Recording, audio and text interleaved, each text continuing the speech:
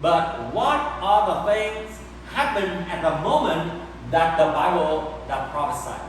Let us read together in the book of Jeremiah, chapter 49, from verse 34 to 39. But you are going to see something like this.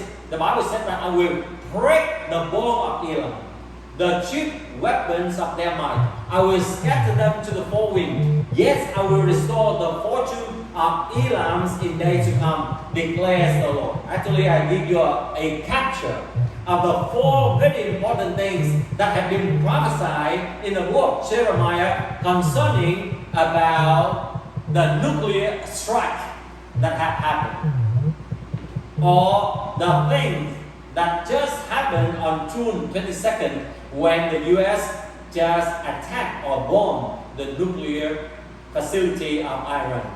This is what the word of the Lord said that came to Jeremiah, the prophet, concerning Elam or Persia or Iran today.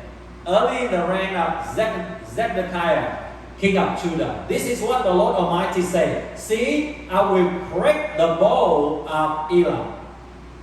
Pay attention to the word, the bow of Elam, the mainstay of their might. I will bring against Elam the four winds from the four quarters of heaven. I will scatter them to the four winds, and there will not be a nation where Elam exile do not go. I will shatter Elam before their foes, before those who want to kill them. I will bring disaster on them, even my fierce anger, declares the Lord. I will pursue them with the sword until I have made an end of them. Jeremiah 49 verse 38 said, I will set my throne in Elam and destroy her king and officer, declared the Lord. Yet I will restore the fortune of Elam in days to come, declared the Lord.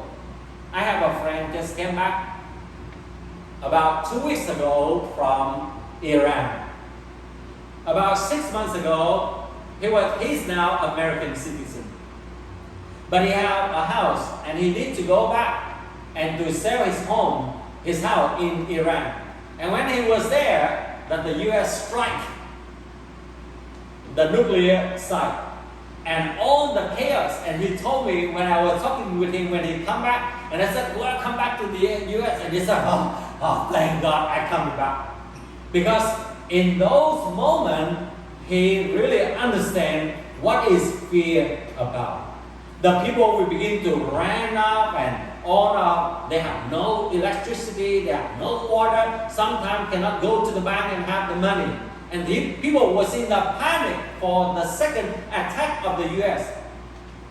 So you see, first of all, the prophecy break the bow or the military strength of Iran.